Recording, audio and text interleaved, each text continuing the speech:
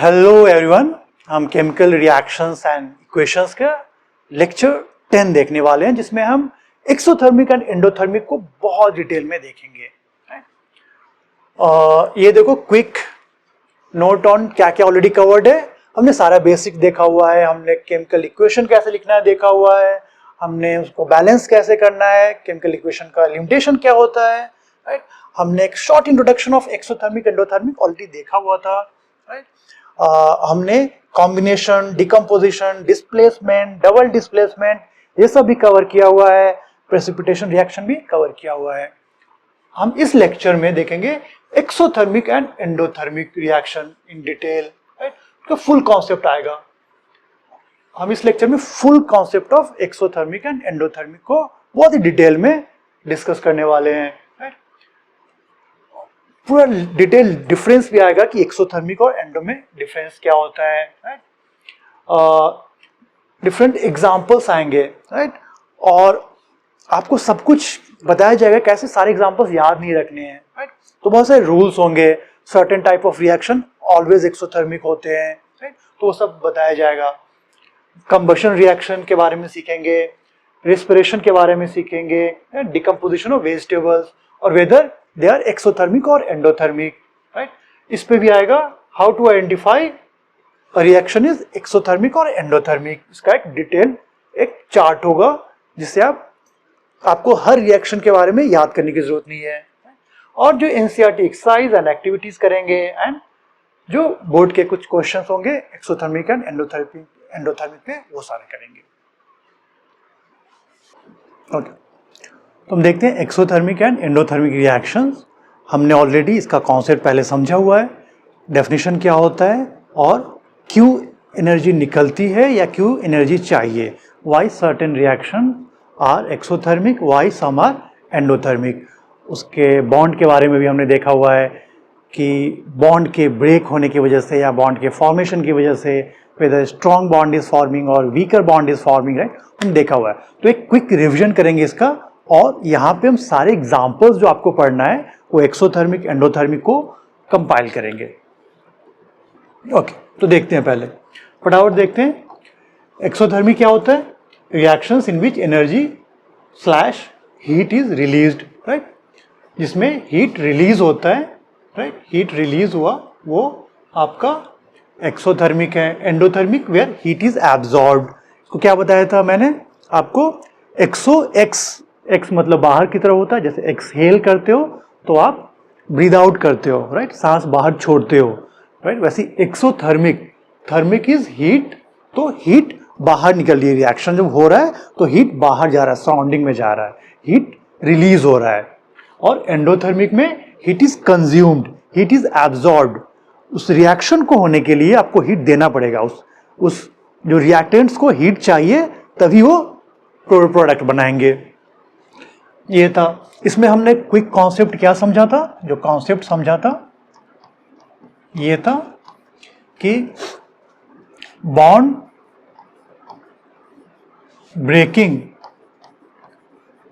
Breaking जो होता है, जो मॉलिक्यूल में डिफरेंट एटम्स के बीच में बॉन्ड होते हैं, राइट, उसको ब्रेक करने के लिए एनर्जी देनी पड़ती है। तो बॉन्ड ब्रेकिंग में एनर्जी रिक्वायर्ड होती है, energy is required.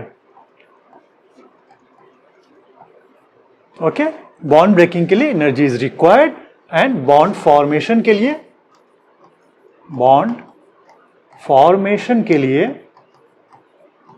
Energy required नहीं होती है। बॉन्ड फॉर्मेशन होता है तो एनर्जी रिलीज होता है, एनर्जी रिलीजेज, ये भी हमने देखा हुआ था। और इसकी वजह से ही, राइट, कभी बॉन्ड ब्रेक होता है, कुछ फॉर्म होता है, वही केमिकल रिएक्शन में होता है, राइट। तो एनर्जी रिलीज होगी, एनर्जी कंज्यूम होगी, एंड नेट फिर देखा जाता है कि नेट क्या हुआ, जितने इधर एनर्जी हमने चाहिए, क्या उससे ज्यादा इधर रिलीज हुआ या कम रिलीज हुआ। तो हमने देखा हुआ है ऑलरेडी, बॉन्ड ब्रेकिंग के लिए energy is required, bond formation के लिए एनर्जी, बॉन्ड फॉर्मेशन जब होती है तो एनर्जी रिलीज होती है। हमने एक मैग्नेट का एग्जांपल भी लिया था कि अगर मैग्नेट है, दो मैग्नेट को आप बॉन्ड समझोगे, अगर वो चिपका हुआ है south pole and north pole, right, उसको ब्रेक करने के लिए उनको अलग अलग करने के लिए, सेपरेट करने के लिए आपको एनर्जी देनी पड़ेगी, राइट, ताकत लगाना होता है, राइट। और उनको आप ऐसे दूर रखोगे तो क्या आप खुद से चिपक जाएंगे। तो बॉन्ड फॉर्मेशन क्या, एनर्जी रिलीज हो रही है, जब वो चिपकते हैं आगे से तो टक से आवाज आएगी और एनर्जी निकलता है। तो ये ऐसे हमने समझा था कि कैसे बॉन्ड ब्रेकिंग को बोलते हैं कि एनर्जी रिक्वायर्ड है, बॉन्ड फॉर्मेशन में एनर्जी रिलीज होती है। ये कॉन्सेप्ट था। दूसरा कॉन्सेप्ट देखा था कि stronger the bond more energy would be needed to break और more energy will release in the bond formation. तो स्ट्रॉन्ग बॉन्ड को ब्रेक करने के लिए ज्यादा एनर्जी की जरूरत होगी, वीक बॉन्ड को ब्रेक करने के लिए कम एनर्जी की जरूरत होगी। सिमिलरली स्ट्रॉन्ग बॉन्ड जब बनेंगे तो ज्यादा एनर्जी रिलीज होगा, और जब वीक बॉन्ड बनते हैं तो कम एनर्जी रिलीज होगी। अगर स्ट्रॉन्ग बॉन्ड हो, राइट, स्ट्रॉन्ग बॉन्ड तो मोर एनर्जी, ये भी हमने देखा था। तो ये हमने कुछ कॉन्सेप्ट्स देखे हुए थे, ओके। और एक एग्जांपल आपको अगर याद होगा एक्सोथर्मिक का, एक्सोथर्मिक में क्या होता है, एनर्जी या हीट रिलीज हो रहा है, राइट। हमने बहुत सारा एग्जांपल देखा हुआ था एक्सोथर्मिक का। अगर मैं एग्जांपल दूं, जैसे C+O2, कार्बन को जलाया, CO2 प्लस हीट, ये हमें पता ही है, ये सब रिएक्शन। कार्बन को या कोल को आप जलाते हो, right, in presence of oxygen, तो CO2 बनता है, कार्बन डाइऑक्साइड, और हीट निकलता है। तो ये क्या हो गया, एक्सोथर्मिक हो गया। क्यों? क्योंकि हीट रिलीज हुआ। सिमिलरली कोई ऐसा रिएक्शन जिसमें आपको एनर्जी देना पड़े, जैसे ये भी हमने देखा था CaCO3, इसको आप हीट दोगे प्लस हीट यहाँ पे दोगे तो ये ब्रेक होगा CaO, calcium oxide, and CO2 में। तो ये क्या हो गया, इसमें हीट देना पड़ा आपको, इधर रिलीज नहीं हुआ है, तो ये एंडोथर्मिक। ये क्विक रिवीजन हो जो ऑलरेडी हमने देखा हुआ है, ओके। अभी हम डिटेल में एक्सोथर्मिक एंड एंडोथर्मिक को देखने वाले हैं कि फुल क्लैरिटी हो जाए कॉन्सेप्ट्स में, या ऑब्जेक्टिव क्वेश्चंस आते हैं, टिक करना होता है, तो उसमें कोई कंफ्यूजन ना हो आपको, ओके। देखो, एंडोथर्मिक है, एक्सोथर्मिक। एंडोथर्मिक जिसमें क्या होता है, heat is absorbed bye reactants, जो रिएक्टेंट्स होंगे, राइट। क्या होता है, नॉर्मल रिएक्शन क्या होता है, A+B अज्यूम कर लो, C+D बना रहे हैं। ये क्या है, रिएक्टेंट्स है, ये प्रोडक्ट्स है, यही है ना, रिएक्टेंट्स एंड प्रोडक्ट्स, ओके। तो heat is absorbed bye reactants. Basically A, B था, इसको हीट चाहिए तो इसने हीट एब्जॉर्ब किया और COD बनाया, प्रोडक्ट्स बनाया। इसमें क्या हो रहा है, एक्सोथर्मिक हो तो हीट इज रिलीज्ड, इसमें A और B कंबाइन किया तो C+D बनकर प्लस हीट आ जाएगा। एक्सोथर्मिक के केस में तो बोलते हैं heat is released, okay. Again heat is absorbed from the surroundings, as a result the surroundings get cold. बहुत से एक्सपेरिमेंट में आप देखोगे कि रिएक्शन हुआ, अगर वो एंडोथर्मिक है, उसको एंडोथर्मिक है तो हीट चाहिए, उसको हीट एब्जॉर्ब करेगा। तो अगर उसने सराउंडिंग से हीट ले लिया है तो कई बार वो बीकर जिसमें आप रिएक्शन करा रहे हो कोल्ड हो जाता है टच करने में। ये एक टेस्ट होता है, आप कई रिएक्शन कराओगे और उसको टच किया तो कोल्ड है, मतलब वो एंडोथर्मिक है, क्योंकि इसने सराउंडिंग का, अपने आसपास का हीट ले लिया और सराउंडिंग या बीकर ठंडा हो गया, राइट। तो surrounding gets cold. Similarly heat is release तो सराउंडिंग वुड फील हॉट। कोई रिएक्शन लगाए, दो रिएक्टेंट्स को डाला एक बीकर में और एक्सोथर्मिक है तो हीट रिलीज होगा, तो इस केस में आप बीकर को टच करोगे तो वो हॉट हो जाएगा। अगर एक्सोथर्मिक होगा तो बीकर हॉट होगा। और क्या है, the bonds broken in the reactants are stronger than the bonds formed in product.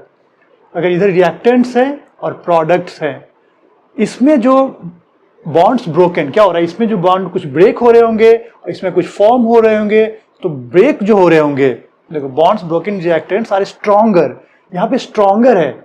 Endothermic के केस में अगर स्ट्रॉन्ग है मतलब इसको ज्यादा एनर्जी देना पड़ेगा।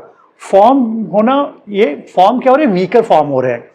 क्या बोला है, लाइन को ठीक से देखो, the bonds broken in the reactants are stronger than the bonds form in the products. यहां पे जो आप ब्रेक कर रहे हो वो स्ट्रांग है और यहां जो फॉर्म हो रहा है वो वीक है। तो मतलब नेट नेट क्या होगा, इसमें स्ट्रांग को अगर ब्रेक करना है तो एनर्जी ज्यादा देना होगा और अगर वीक फॉर्म हुआ है तो उसमें कम एनर्जी रिलीज होगी। तो एक्चुअली ऐसा तो है नहीं कि एनर्जी क्या हो रहा है, थोड़ा इधर भी कुछ हो रहा है एनर्जी का, इधर भी हो रहा है, राइट। तो यहां पे क्या हो रहा है, हमने क्या पढ़ा था, जब भी आप बॉन्ड को ब्रेक करते हो तो एनर्जी देना होता है और जब बॉन्ड फॉर्म होता है तो एनर्जी निकलता है। अगर दोनों बराबर हो, इक्वल इक्वल हो जाए तो कुछ नहीं होगा, ना तो एक्सोथर्मिक होगा ना एंडोथर्मिक होगा, ऐसा होता नहीं है, राइट। कुछ ना कुछ डिफरेंस होता ही है। बट अगर हमें तोड़ने में ज्यादा एनर्जी देना होगा और जो बना है बाद में तोड़ने में ज्यादा एनर्जी और जो बना है उसमें कम एनर्जी निकला, तो नेट क्या हुआ, हमें ज्यादा एनर्जी देना पड़ा। तो यही बात समझाई जा रही है, the bonds broken in the reactants are stronger than the bonds formed in products. क्योंकि स्ट्रॉन्गर होता है तो मोर एनर्जी, तो ज्यादा एनर्जी इसको चाहिए और वीक जो कि फॉर्म प्रोडक्ट्स का क्या होगा, प्रोडक्ट्स में वीक बॉन्ड है, मतलब प्रोडक्ट्स में वीक बॉन्ड है, रिएक्टेंट्स में स्ट्रॉन्ग बॉन्ड है जिसको हम ब्रेक कर रहे हो। तो स्ट्रॉन्ग को ब्रेक करने के लिए ज्यादा एनर्जी चाहिए, तो ज्यादा एनर्जी देना पड़ रहा है। निकल कितना रहा है, फॉर्मेशन से, फॉर्मेशन जब होती है बॉन्ड की तो एनर्जी निकलती है, बट ये वीक बॉन्ड है तो कम एनर्जी निकली। तो ज्यादा एनर्जी चाहिए, कम निकला, तो नेट क्या हो गया, आपको एनर्जी देना पड़ेगा। इसी का जस्ट उल्टा होगा एक्सोथर्मिक में। एक्सोथर्मिक में क्या होगा, the bonds form in the products are stronger. इसमें प्रोडक्ट क्या स्ट्रॉन्गर है, इसमें जो प्रोडक्ट के साइड में ये देखो ऐसे, यहां पे स्ट्रॉन्गर बॉन्ड है, यहां पे स्ट्रॉन्गर बॉन्ड है, यहां पे वीकर बॉन्ड है, ठीक है। तो स्ट्रॉन्ग बॉन्ड से एनर्जी निकलेगा, वो ज्यादा एनर्जी निकलेगा एनर्जी, और वीक बॉन्ड को तोड़ने के लिए एनर्जी चाहिए वो कम होगा, जो हमें देना है वो कम देना है, राइट। ऐसे देखो, तो नेट नेट क्या हो गया, नेट नेट एनर्जी रिलीज होगा, क्योंकि जो इसको चाहिए, राइट, जो इसको चाहिए वो आप समझ लो हाइपोथेटिकल किए, इसको 10 जूल चाहिए ब्रेक करने के लिए, राइट। तो 10 जूल का एनर्जी चाहिए ब्रेक करने के लिए और इधर 50 जूल या 40 जूल निकल गया, राइट। ये नेगेटिव हो गया चाहिए, ये पॉजिटिव निकल गया, राइट। ऐसा बस समझाने के लिए आपको लिख रहा हूं, ये साइन पे आप मत जाओ। बेसिकली 10 जूल एनर्जी में ये टूट जाएगा क्योंकि वीकर बॉन्ड है और ये स्ट्रॉन्ग बॉन्ड है, तो इसको इस बना तो ज्यादा एनर्जी निकल गया, 40 जूल निकल गया, तो टोटल एनर्जी सिस्टम का क्या हो गया, 30 जूल निकला। सिमिलरली अगर आप एंडोथर्मिक में देखोगे, एंडोथर्मिक में इधर क्या होता है, इसमें स्ट्रॉन्ग बॉन्ड, इधर स्ट्रॉन्ग बॉन्ड होते हैं और इधर वीकर बॉन्ड हो गए, राइट। तो स्ट्रॉन्ग बॉन्ड को ब्रेक करने के लिए चलो 40 जूल का से अज्यूम कर लेते हैं कि हमने 40 जूल का एनर्जी दिया, और वीक बॉन्ड जब बना तो ये 10 जूल ही निकला, तो टोटल 40 अंदर गया, 10 बाहर आया, तो टोटल अंदर कितना जा रहा है रिएक्शन में, 30 जा रहा है। तो नेट अंदर जा रहा है इसमें, मतलब नेट रिएक्शन को चाहिए, और इस केस में नेट रिलीज हो रहा है। तो इसमें एब्जॉर्ब हुआ, इसमें रिलीज हुआ। वो क्यों हो रहा है, क्योंकि स्ट्रॉन्गर बॉन्ड ब्रेक हो रहा है और वीकर बॉन्ड फॉर्म हो रहे हैं। इसमें वीकर बॉन्ड ब्रेक हो रहा है और स्ट्रॉन्गर बॉन्ड फॉर्म हो रहा है। यही point number 3, very important point. ये सब कॉन्सेप्चुअल क्लैरिटी आपको होना चाहिए, ये सब फाउंडेशन लेवल के कॉन्सेप्ट्स हैं, ओके। और क्या है, the reactants are in lower energy state than product. अगर कोई पूछेगा आपसे कि अगर एंडोथर्मिक है तो उसमें रिएक्टेंट्स लोअर स्टेट में होते, एनर्जी स्टेट में होते हैं, या प्रोडक्ट्स लोअर एनर्जी स्टेट में होते, क्या बोलोगे कि reactants are in lower in energy than products. ये क्यों हो रहा है, अगेन देखो आप, कुछ होगा energy state, energy of reactants बनकर एनर्जी ऑफ प्रोडक्ट बना, ठीक है, कुछ होगा energy state, right. Energy state लिख लो आप, एनर्जी स्टेट कुछ है, तो एंडोथर्मिक है, एंडोथर्मिक क्या होता है, आपको हीट देना है और एनर्जी देना है। मतलब क्या, अगर आप एनर्जी एक्स्ट्रा दे रहे हो, एक्स्ट्रा दोगे तो इसका जो बनेगा उसका एनर्जी कितना होगा, और ज्यादा होगा। क्या हो रहा है यहाँ पे, कुछ देखो सब्सटेंस थे, राइट, सब्सटेंस 1 2 3, और उसको अपने एनर्जी दिया, तो जो प्रोडक्ट बनेगा उसका टोटल एनर्जी तो बढ़ गया। यही बात समझाई जा रही है कि रिएक्टेंट्स का एनर्जी लोअर होता है प्रोडक्ट से। इसको आप यही बोल सकते हो कि रिएक्टेंट्स जो होते हैं अगर लोअर एनर्जी है तो ये मोर स्टेबल होंगे। इसको आप ऐसे भी बोल सकते हो कि stability wise more stable.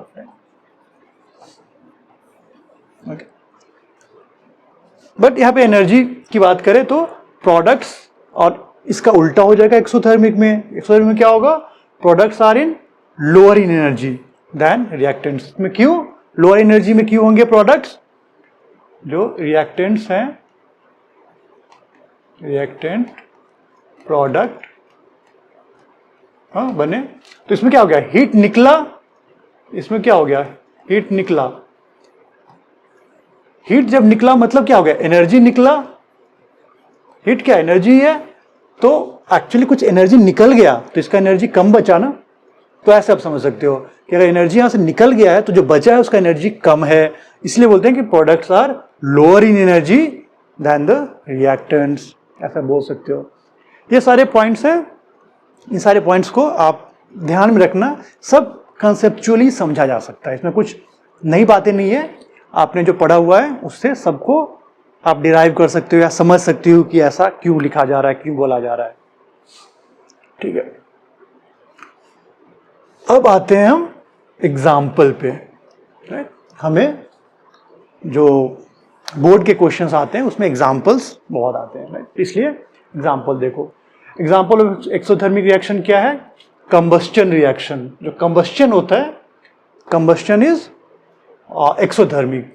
Okay, और होता क्या है, when a substance react with oxygen to give off heat, and heat is combustion. Okay, तो कंबस्चन में कोई किसी को जलाते हो बेसिकली, उसी को कंबस्चन बोलते हैं, राइट। जैसे बर्निंग ऑफ कोल, राइट, इसमें क्या होता है, कार्बन होता है, C coal plus O2, right, CO2 plus heat, again plus light भी हो सकता है बट प्लस हीट होता है। कुछ भी जलाते हो तो क्या होता है, उससे हीट निकलता है, एनर्जी निकलता है। तो कंबस्चन जो है वो एक्सोथर्मिक का एग्जाम्पल है। आप चाहो तो यहाँ पे ये सॉलिड लिख सकते हो, ये गैस लिख सकते हो, राइट, CO2 भी गैस होता है। Formation of water from H2NO2, ये भी एग्जाम्पल है एक्सोथर्मिक रिएक्शन का। क्या हो रहा है इसमें, H2 gas plus oxygen gas, water जो बनाती है, राइट, इसमें भी प्लस हीट होता है, राइट। यहाँ पे आप लिक्विड लिख सकते हो, गैस लिख सकते हो, दोनों ही एनसीईआरटी में लिक्विड लिखा हुआ है, राइट, बट रिएक्शन बनते टाइम वो स्टीम बनेगा, बाद में स्टीम लिक्विड बनता है। बट ये एक्सोथर्मिक है, राइट। ये जो एग्जांपल है, जो वाटर का formation by H2NO2 is exothermic. Exothermic में सब आप हीट को राइट साइड में लिखते हो। और क्या एग्जांपल है, burning of natural gas. Natural gas क्या होता है, CH4 को नेचुरल गैस बोलते हैं। इसको हम डिटेल में और ज़्यादा एग्जांपल पढ़ेंगे चैप्टर 4 में, कार्बन वाले चैप्टर में। बट ये CH4 जो होता है इसको हम नेचुरल गैस बोलते हैं, इसको मीथेन भी बोलते हैं, ये सब आएगा आगे। But burning of natural gas, right, इसको नेचुरल गैस को आप बर्न करोगे ऑलवेज, जब बर्निंग की बात होती है तो इन प्रेजेंस ऑफ ऑक्सीजन। ये देखो आप हर केस में क्या हो रहा है, कंबस्शन में या जो बर्निंग में क्या हो रहा है, आपको O2 सब में दिखेगा, राइट, सब में आपको ऑक्सीजन दिखेगा। तो मीथेन प्लस ऑक्सीजन रिएक्शन क्या होता है, ये CO2 plus H2O plus heat, ये भी एक्सोथर्मिक होता है। ओके, ये भी गैस बर्न कर रहे हो तो इसका भी स्टीम निकलता है, राइट, एंड हीट, सब एक्सोथर्मिक है। इनफैक्ट ये नेचुरल गैस या मीथेन CH4 को जलाओगे तो ये आएगा, या किसी भी हाइड्रोकार्बन को आप जलाओ तो ये रिएक्शन होगा, जैसे C2H6 gas plus O2, right, ये भी होगी तो यही होगा, CO2 प्लस H2O ही होगा, प्रोडक्ट इसका डिफरेंट नहीं आता है, this plus heat. Her case में आपको बस ध्यान ये देना है कि इसमें देखो ऑक्सीजन, इसमें बहुत सारे ये जो कार्बन या हाइड्रोजन या मीथेन या इथेन, राइट, ये सब ऑक्सीजन के साथ रिएक्ट करके कार्बन डाइऑक्साइड बना रहे, राइट, कुछ केस में कार्बन डाइऑक्साइड प्लस वाटर बना रहे, सारे के सारे हाइड्रोकार्बन एंड नेचुरल गैस जो है वो कार्बन डाइऑक्साइड एंड H2O ही बनाएंगे। दोनों में देखो आप एग्जैक्ट सेम रिएक्शन है, ये दोनों एग्जैक्टली, ये देखो क्या बनाते हैं, कार्बन डाइऑक्साइड एंड वाटर, और हीट रिलीज होता है। तो ये सब कंबस्शन के एग्जांपल, कंबस्शन मतलब ऑक्सीजन के प्रेजेंस में आप उसको बर्न करते हो, जलाते हो, उससे क्या प्रोडक्ट बनता है, कुछ केस में कार्बन डाइऑक्साइड बन रहा है, यहाँ पे हाइड्रोजन एंड O2, ये भी कंबस्शन का एग्जांपल है। वैसे अगर हाइड्रोजन गैस को जलाएंगे इन प्रेजेंस ऑफ ऑक्सीजन तो H2O बनेगा, लिक्विड, एंड हीट निकलेगा, और हर एग्जांपल में हीट रिलीज होता है, हर एग्जांपल एक्सोथर्मिक का एग्जांपल है। Okay, burning of some metals, ये भी कंबस्शन है, और ये भी एक्सोथर्मिक है। ये सब एग्जांपल आपने देखा हुआ है ऑलरेडी। क्या था, हमने जब मैग्नीशियम के रिबन को बर्न किया था, राइट, तो क्या हो गया था, मैग्नीशियम ऑक्साइड का पाउडर बना था, राइट, क्या रिएक्शन था उस time, Mg plus O2 MgO, ये देखो ये भी कंबस्शन ही है। वैसे आप बर्न कर रहे हो मेटल को, राइट, ये याद है ना, ये इसके क्या होता था, ये व्हाइट पाउडर बन रहा था, ये भी प्लस हीट होगा, ये भी एक्सोथर्मिक है।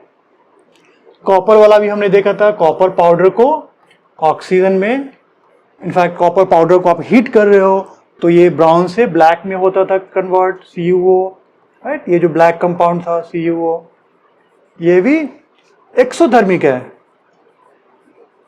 ये भी एक्सोथर्मिक है। तो सारे के सारे ये सब एग्जांपल्स जो भी कंबस्शन होते हैं, जो बर्निंग वाले होते हैं, वो एक्सोथर्मिक है, आपको याद रखना है, ठीक है, एक ही जगह सबको लिख दिया। इसके अलावा क्या होते हैं एग्जांपल कंबस्शन के,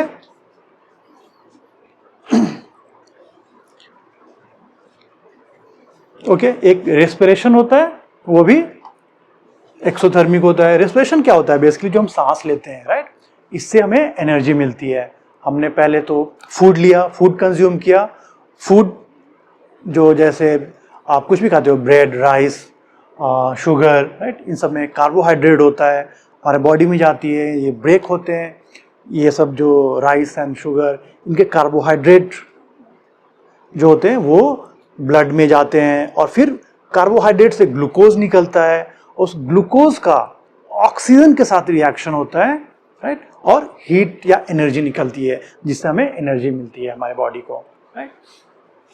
तो रेस्पिरेशन में होता क्या है, बेसिकली जो भी हम फूड कंज्यूम करते हैं, राइट, फूड लाइक, देखो फूड बेसिकली जैसे आप ले लो राइस या ब्रेड, राइट, शुगर, राइट, इन सब में क्या होता है, कार्बोहाइड्रेट होता है, राइट। तो ये सब डाइजेशन के प्रोसेस में, राइट, ये सब ब्रेक होते हैं, राइट, ब्रेक होकर फिर ये कार्बोहाइड्रेट में बना, पहले क्या बना, कार्बोहाइड्रेट, राइट। कार्बोहाइड्रेट ऐसा कुछ होता है, ऐसा कुछ होता है, मतलब C और H2O, CM का मतलब कुछ भी हो सकता है, कुछ नंबर होगा, N कुछ नंबर होगा, ऐसा कुछ होता है कार्बोहाइड्रेट। आपको ज़्यादा जानने की जरूरत नहीं है, ये सब बायोलॉजी में पढ़ना है। तो कार्बोहाइड्रेट है, जो कार्बोहाइड्रेट फिर ब्रेक होकर ग्लूकोज में कन्वर्ट होता है, ग्लूकोज। ग्लूकोज, ग्लूकोज क्या है, ये भी कार्बोहाइड्रेट का एक टाइप है, C6H12O6, ये है ग्लूकोज जो कि हमें पढ़ना है, राइट। तो अब ये आ गया, ठीक है। अब ये जो ग्लूकोज बन गया, ग्लूकोज, ग्लूकोज फिर हमारे ब्लड सेल में एक स्पेसिफिक जगह पे, राइट, ब्लड सेल में जो रिएक्शन होता है, राइट, उसमें क्या होता है, ग्लूकोज विच इज C6H12O6, ये फिर हमने रेस्पिरेशन मतलब ऑक्सीजन जो हमने इनहेल कर रहे हैं, जो ब्रीद इन कर रहे हैं, राइट, ऑक्सीजन, तो वो ऑक्सीजन ग्लूकोज के साथ रिएक्ट करके ये भी क्या है, ये भी देखो कार्बन हाइड्रोजन कंपाउंड है, राइट, यहाँ पे ये भी हाइड्रोकार्बन ही होता है, इसमें क्या होगा, CO2 प्लस H2O। हमने देखा था किसी भी हाइड्रोकार्बन को आप वैसे भी बर्न करते हो या ऑक्सीजन का रिएक्शन होता है तो क्या होता है, CO2 plus H2O plus heat. तो यही है रेस्पिरेशन प्रोसेस जो हमने खाया है, जब फूड हमारे हैं, फूड से ग्लूकोज निकला, this is glucose, right, this is glucose, इस ग्लूकोज को, राइट, इस ग्लूकोज को का रिएक्शन ऑक्सीजन के साथ होता है in our cell, right, and then CO2 and H2O बनता है और हीट रिलीज होता है। यही फिर ऑक्सीजन जो लिया है हमने, वो ऑक्सीजन देखो CO2 में कन्वर्ट हो रहा है, फिर CO2 को आप एक्सहेल करते हो। और यहाँ पे स्टेट क्या होगा इन सबका, ये एक्वियस, ये भी एक्वियस, ये भी एक्वियस, ये तो लिक्विड है ही, राइट, क्यों, क्योंकि सारे के सारे जो है वो वाटर के अंदर हो रहे हैं, सेल के अंदर हो रहे हैं, राइट, तो इसमें आप एक्वियस लिखोगे, राइट, इसमें O2 को गैस नहीं लिखोगे, CO2 को गैस नहीं लिखोगे, एक्वियस एक्वियस एक्वियस। आप ध्यान से देखोगे तो ये फोटोसिंथेसिस जो पढ़ा था उसी का ऑपोजिट है। फोटोसिंथेसिस में क्या होता है, इसका ऑपोजिट क्या है, फोटोसिंथेसिस इसी का ऑपोजिट है, इसी का ऑपोजिट, इसका ऑपोजिट क्या था, प्लांट में क्या होता है, जब प्लांट में वो उसने एटमॉस्फेयर से CO2 लिया, राइट, और वाटर उसके अंदर है ही जो कि सॉइल से खींचा है, राइट, तो चलो, या वाटर वैसे एटमॉस्फेयर से भी लिया जाता है, बट CO2 लिया, राइट, और वाटर के साथ रिएक्ट करके इसने ग्लूकोज बना लिया C6H12O6 और ऑक्सीजन निकला। तो ये प्लांट में हो रहा है, ये प्लांट्स में ये होंगे, प्लांट्स एंड ट्रीज में, राइट, एनिमल्स में ये होगा, ह्यूमन में भी ये होता है, और प्लांट में वो CO2 लेते हैं, H2O के साथ कंबाइन करके ग्लूकोज बनाते हैं वो, राइट, सो प्लांट में ग्लूकोज का फॉर्मेशन होता है, राइट, एंड ऑक्सीजन रिलीज होता है एटमॉस्फेयर में, तो जस्ट इसका ये रिवर्स है, आप देखोगे तो, ओके। और क्या हो रहा है यहाँ पे, अगेन स्टेट की बात करोगे तो ये भी सब में इसमें बताया था कि एक्वियस लिखते हैं रिएक्शन में, एक्वियस, यहां पे फूड का फॉर्मेशन हो रहा है और ये इन प्रेजेंस ऑफ सनलाइट, तो इसमें क्या हो रहा है, हीट निकल रहा था, इसमें क्या हो रहा है, हीट इसको चाहिए, और हीट वो कहां से मिल रहा है, सनलाइट से, राइट, तो सनलाइट एंड क्लोरोफिल सब हमने देखा है, राइट, क्लोरोफिल की प्रेजेंस में सनलाइट की वजह से, सनलाइट की एनर्जी में CO2 और H2O कंबाइन करते हैं प्लांट के सेल में और ग्लूकोज बनता है और O2 निकलता है। तो ये हमने देखा था, ये रेस्पिरेशन है। तो रेस्पिरेशन में क्या होता है, फूड लिया, कार्बोहाइड्रेट्स जैसे लिया एग्जांपल, वो ग्लूकोज में कन्वर्ट हुए C6H12O6, और एक ग्लूकोज ऑक्सीजन से रिएक्ट करके CO2 प्लस H2O बनाते हैं, हीट रिलीज होता है, राइट, हीट रिलीज हो रहा है, एक्सोथर्मिक रिएक्शन है। एक और एग्जांपल है, राइट, एक एग्जांपल है ये, अब ध्यान रखना कि डिकम्पोजिशन ऑफ वेजिटेबल्स, राइट, और any organic matter into compost is also exothermic. आप बेसिकली कुछ वेजिटेबल्स या other organic matter, fruit, right, उसको डिकम्पोस्ट करना, बेसिकली उसको सड़ाना, गलाना, राइट, वो जो होता है उसमें वो काफी एक प्रोसेस है जिसमें वो कंपोस्ट में कन्वर्ट होते हैं। बट ये decomposition of vegetable into compost जो प्रोसेस है वो एक्सोथर्मिक है, ये एंडोथर्मिक नहीं है। इसको don't confuse it with decomposition, इसमें don't confuse with decomposition reaction. ये डिकम्पोजिशन रिएक्शन की बात नहीं हो रही है, ओके यहां पे डिकम्पोजिशन रिएक्शन की बात नहीं हो रही है। डिकम्पोजिशन रिएक्शन क्या था, CaCO3 लिया, ये ब्रेक हुआ CaO और CO2 में एक substance, when it breaks into 2 और मोर सिंपलर सब्सटेंस, वो डिकम्पोजिशन रिएक्शन था, वो डिफरेंट था, वो एंडोथर्मिक था। उसमें आपको हीट देना पड़ता है to break into smaller parts, वो डिकम्पोजिशन रिएक्शन है। यहां पर एक डिकम्पोजिशन प्रोसेस है जिसमें बात क्या हो रही है, specifically decomposition of vegetable into compost, right. ये एक डिफरेंट प्रोसेस है और ये एक्सोथर्मिक है, इसमें हीट निकलता है।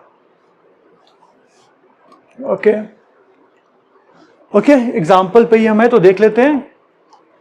हमने क्या देखा था, कॉम्बिनेशन रिएक्शन, एक्सोथर्मिक, एक्सप्लेनेशन भी देखा था हमने। सारे के सारे जो कॉम्बिनेशन होंगे वो एक्सोथर्मिक रिएक्शन होंगे। डिस्प्लेसमेंट, जहां भी आपको डिस्प्लेसमेंट रिएक्शन दिखेगा आप समझ सकते हैं एक्सोथर्मिक है।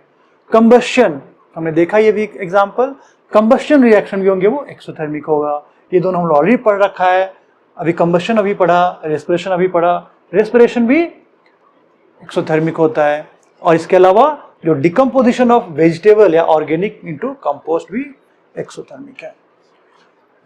एंडोथर्मिक क्या है, एक तो डिकम्पोजिशन रिएक्शन जिसमें एक आइटम, एक सब्सटेंस ब्रेक होता है B+C या 2 या मोर सब्सटेंस में ब्रेक हो गया तो ये एंडोथर्मिक होता है। और क्या, formation of glucose in plant, अभी हमने देखा था formation of glucose in plant, यही था फोटोसिंथेसिस। इसमें हीट देना पड़ता है, वो कहां से हीट मिल रहा है उसको, कहां से हीट एब्जॉर्ब कर रहा है, सनलाइट से, ये एंडोथर्मिक है। तो ये दोनों एंडोथर्मिक है क्योंकि इसमें सनलाइट आप दोगे तो ग्लूकोज बनेगा और ऑक्सीजन रिलीज होगा। तो ये लिस्ट है of all the exothermic and endothermic. आपका सारा काम, मेजॉरिटी काम इससे ही हो जाएगा। कॉम्बिनेशन, डिस्प्लेसमेंट, कंबस्शन, ये सारे के सारे एक्सोथर्मिक होंगे। डिकम्पोजिशन रिएक्शन सारे के सारे एंडोथर्मिक होंगे। इसके अलावा ये फोटोसिंथेसिस वाला है वो एंडोथर्मिक है।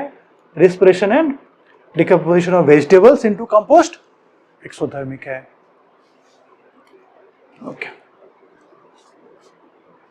ओके एक एनसीईआरटी एक्सरसाइज है, what does one mean by exothermic and endothermic reaction, right. तो reaction in which energy is released, right, is exothermic, in which energy is consumed is endothermic, right. इसका detail में explanation हमने देखा है, right. Examples भी देख रखे हैं हमने, and why respiration is considered as exothermic ये भी हमने देखा है, राइट। उसमें रिएक्शन लिख दोगे आप, ये ऐसे हीट निकल रहा है, right, C6H12O6, right, plus oxygen CO2 plus H2O plus heat, हमने ऑलरेडी देखा हुआ है ये वाला रिएक्शन है। क्योंकि हीट रिलीज हो रही है इसलिए इसको एक्सोथर्मिक बोलते हैं। ये हमने डिटेल में देख लिया ऑलरेडी, डिटेल एक्सप्लेनेशन। ओके और कुछ क्वेश्चन है, अगेन ये वाले क्वेश्चंस कई बार आते हैं, राइट, जिसमें ABCD दे रखे होंगे, राइट। एक असर्शन होगा, एक रीजन होगा। असर्शन का मतलब होता है normally assertion is nothing but statement, right. Assertion is nothing but statement, कोई लाइन बोला है या स्टेटमेंट बोला है वो राइट और रॉन्ग है कि नहीं। और सेकेंड में आपका रीजन होगा, राइट, रीजन होगा। और रीजन का मतलब क्या होता है कि ये इसका स्टेटमेंट का एक्सप्लेनेशन है कि नहीं, एक्सप्लेनेशन, राइट। अगर ये लाइन जो रीजन बोला है इसको एक्सप्लेन कर देगा कि okay that is why it's happening, अगर रीजन के हेल्प से आपको एक्सप्लेन कर सकते हो तो रीजन इज करेक्ट, राइट। तो reason is the explanation of statement. तो ये ऑप्शन दिए रहते हैं, राइट।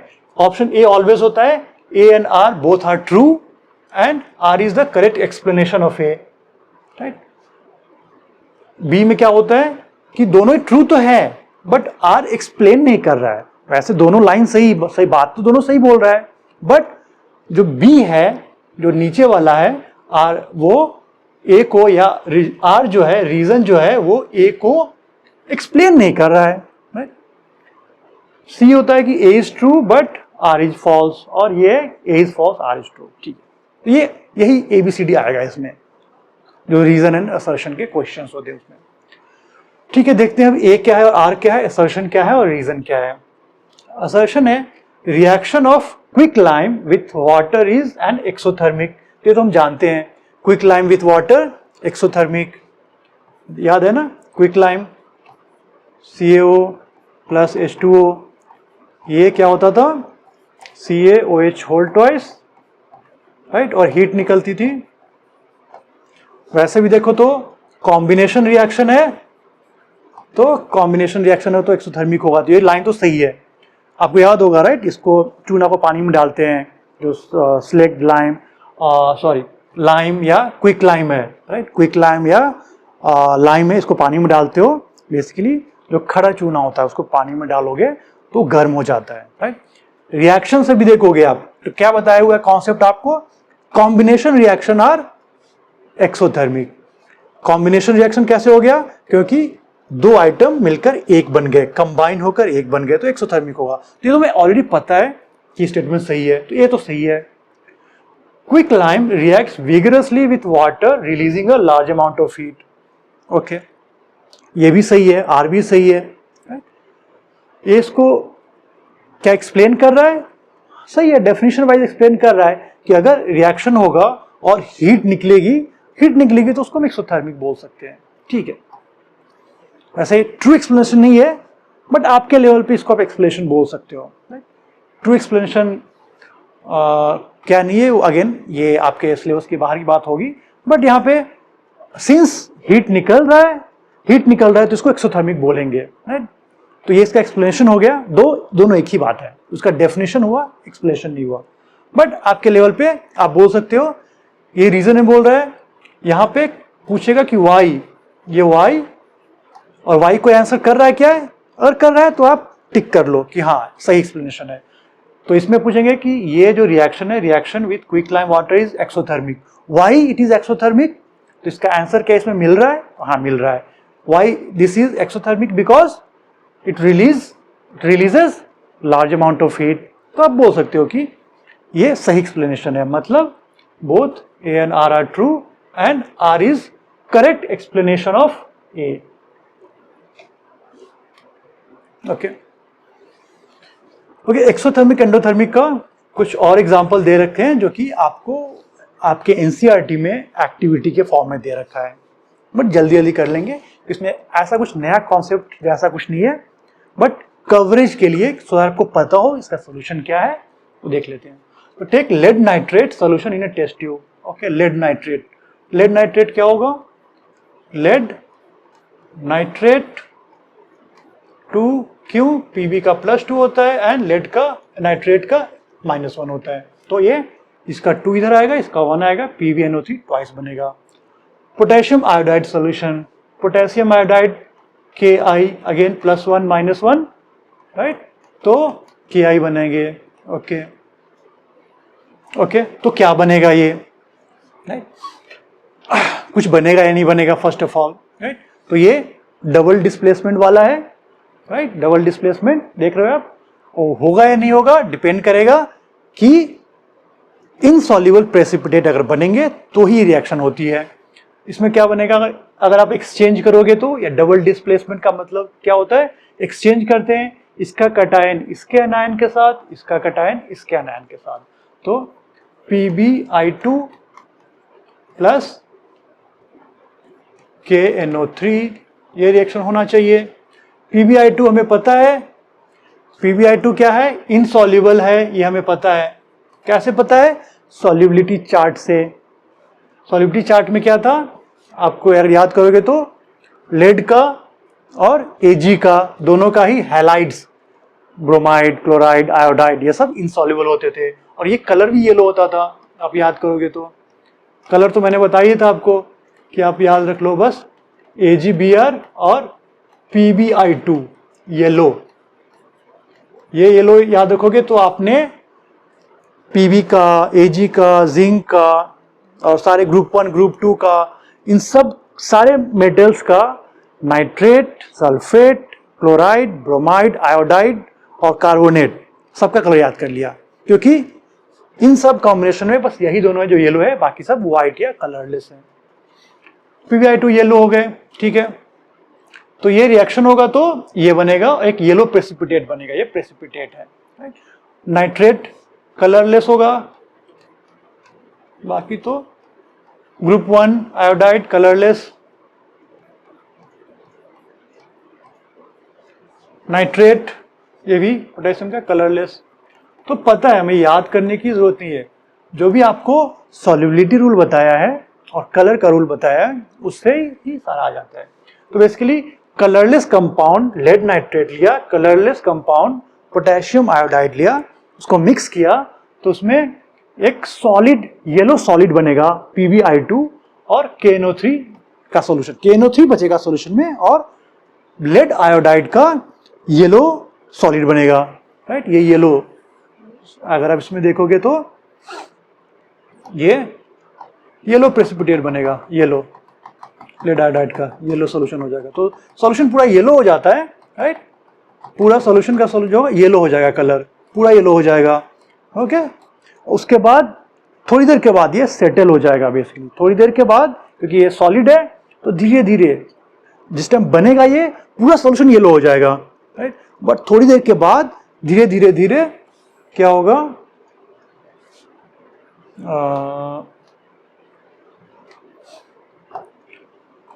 थोड़ी देर के बाद क्या होगा, ये सारे के सारे जो येलो वाले हैं वो नीचे यहाँ पे बैठ जाएंगे, राइट।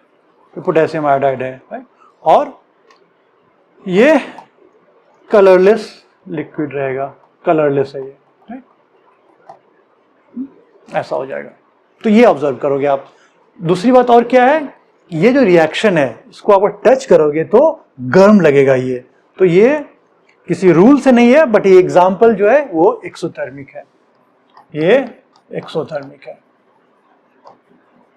ये आपको याद रखना पड़ेगा, राइट। बहुतों में रूल है, बहुतों में रूल नहीं है। ये जो एग्जाम्पल है इसमें ये आपको टच करोगे इस एक्टिविटी तो गर्म होगा, और इसमें कोई वैसा एक्सप्लेनेशन नहीं है हमारे पास, बट आपको याद रखना पड़ेगा कि इसमें हीट रिलीज होती है। आपको टच करोगे तो ये गर्म होगा, ओके। तो ये एग्जाम्पल है जिसमें आपको याद रखना है कि इसमें हीट रिलीज हो रहा है, ओके। एक और एग्जाम्पल है, देखते हैं इसमें क्या बोल रहे हैं। Barium hydroxide, take 2 gram of barium hydroxide in a test tube, add 1 gram of ammonium chloride and mix with the help of glass rod, ठीक। उसमें बेरियम हाइड्रोक्साइड लिया है, barium hydroxide, okay, and ammonium chloride plus ammonium chloride mix किया, ठीक है। तो इसमें reaction first of all क्या होगा, इसका रिएक्शन होता है BaCl2 बेरियम क्लोराइड बनेगा प्लस अमोनिया प्लस वाटर, ये रिएक्शन होता है बेसिकली। और हाँ, इसका सबका स्टेट लिख लेते हैं। सॉल्यूशन लिया था, बेरियम हाइड्रोक्साइड का सॉल्यूशन लिया हुआ है, राइट। ये एक्वियस लोगे आप। अमोनियम क्लोराइड का भी सॉल्यूशन लिया, ये भी एक्वियस है। और BaCl2, ये अगेन एक BaCl2 क्या है देख लेते हैं, और अमोनिया एंड हाइड्रोजन बनेगा, राइट। अगर आप सॉल्युबिलिटी चार्ट में जाओगे, ये देखो आप सॉल्युबिलिटी चार्ट में जाते हैं, सो कि एक बार हम फिर से देख ले फटाफट। ये देखो, तो Pb और Ag का chloride, bromide and iodide soluble नहीं होता है। बेरियम और Pb का सल्फेट प्रेसिपिटेट नहीं होता है, राइट। ये बहुत हेल्प करता है आपको, राइट। ये अगर याद है तो बहुत हेल्प करेगा आपको समझने में कौन सॉलिड है, कौन प्रेसिपिटेट बनेगा, किसका एक्वियस बनेगा, राइट। तो हमें कैसे क्या पता है, पीबी और एजी का, क्लोराइड ब्रोमाइड आयोडाइड, और पीबी जो कि कॉमन है, पीबी दोनों में कॉमन है, और बेरियम का सल्फेट और पीबी का सल्फेट, ये सब इनसॉल्युबल होता है। ठीक है, वापस आ जाते हैं क्वेश्चन पे। ठीक है, तो ये आपको डेमो दे दिया कि आप कैसे पता करोगे कि इसका सॉलिड क्या होगा। तो उस रूल से आप देखोगे, तो बेरियम का अगर सल्फेट होता, यहीं पे बेरियम सल्फेट होता, तुम्हें पता है बेरियम सल्फेट या लेड सल्फेट दोनों ही सॉलिड होते हैं, बट ये क्लोराइड एक्वियस होते हैं। क्लोराइड किसके किसके इनसॉल्युबल होते हैं, राइट। तो क्लोराइड हमने देखा हुआ है एजी के, सॉरी क्लोराइड या कोई भी हैलाइड, चाहे वो आयोडाइड हो, ब्रोमाइड हो, राइट, ये सब किसके किसके होते हैं, पीबी के एंड एजी के, ये प्रेसिपिटेट बनाते हैं। बेरियम का सल्फेट प्रेसिपिटेट बनाता है, लेड का तो सल्फेट भी प्रेसिपिटेट बनाता है। यही चारों तो आपको दिखते होंगे, राइट, यही चारों तो आपको प्रेसिपिटेट में दिखता है, बाकी तो आपके सिलेबस में मैक्सिमम एक्वियस ही रहेगा। तो बेरियम क्लोराइड एक्वियस हो गया। अभी तो अमोनिया है, राइट, अमोनिया पानी में घुला है एक्वियस, और वाटर लिक्विड, तो ऐसे स्टेट लिख सकते हो। ओके, इसमें अगर कलर की बात करें तो क्या होगा, अगेन कलर की बात करें तो बेरियम क्या सेकेंड ग्रुप, ये कलरलेस होगा। ठीक है, अमोनियम क्लोराइड, अगेन अमोनिया का भी फर्स्ट ग्रुप की तरह मोस्टली होता है, सब कलरलेस होगा। BaCl2 barium second group chloride, colourless. Ammonia colourless, H2O colourless of course, सभी कलरलेस है। हमें ऐसा कुछ याद करने की जरूरत नहीं है, हमने जो रूल देखा है उस रूल से कलर सॉल्युबिलिटी हम ऐसे जान सकते हैं। ओके, तो ये तो रिएक्शन होगा इसमें। और touch the bottom of the test tube with your palm, what do you feel. So touch करोगे तो ये कोल्ड फील होगा, ये एक्चुअली एंडोथर्मिक होता है। तो इसमें आपको जब आप ये एक्सपेरिमेंट करोगे, एक्टिविटी करोगे, तभी पता लगेगा, राइट। अगेन ये थ्योरी से आप नहीं जान सकते कि इसमें ये एंडोथर्मिक होगा या एक्सोथर्मिक होगा, ये एंडोथर्मिक होता है। जब आप एक्टिविटी परफॉर्म करोगे, जब इन दो लिक्विड को, इन दो सोल्यूशन को मिलाओगे आप, राइट, तो ये रिएक्शन होगा और इसमें हीट देना पड़ेगा। तो इसमें आप लेफ्ट साइड में, रिएक्टेंट के साइड में आप प्लस हीट लिखना पड़ेगा, राइट। इसमें क्या होता है, हीट एब्जॉर्ब होता है, और हीट का एब्जॉर्ब का एक आपने देखा था एंडोथर्मिक में कि it can take energy from surrounding, right. तो जिसमें डाला हुआ है, किसमें डाला हुआ है, टेस्ट ट्यूब में डाला हुआ है, तो टेस्ट ट्यूब से ये एनर्जी ले लिया, सराउंडिंग से एनर्जी ले लिया, और टेस्ट ट्यूब ठंडा हो गया। जो रिएक्टेंट्स थे उन्होंने टेस्ट ट्यूब से हीट लिया, एनर्जी लिया, और टेस्ट ट्यूब ठंडा हो गया। तो अब टच करोगे तो टेस्ट ट्यूब आपको ठंडा लगेगा। ओके, तो क्विकली देखते हैं कि हमने क्या क्या सीख लिया इस लेक्चर में, राइट। तो इसके लिए एंडोथर्मिक, एक्सोथर्मिक से रिलेटेड सारे कॉन्सेप्ट आपने सीख लिए। सारे क्वेश्चंस जो भी आएंगे आपको कंफ्यूजन नहीं होने वाला है, right. Concept of endothermic, exothermic, उनका डिफरेंस क्या है, right, between exothermic endothermic, different examples हमने देखे, एंड स्पेशली हमने combustion and respiration and decomposition वाला एग्जांपल देखा, राइट। और ये भी देखा कैसे आप आइडेंटिफाई करोगे वेदर इट्स एक्सोथर्मिक और एंडोथर्मिक, उसके लिए भी कुछ सेट ऑफ रूल्स थे, राइट। और फिर हमने exercise and activities and board के क्वेश्चंस करे। ओके।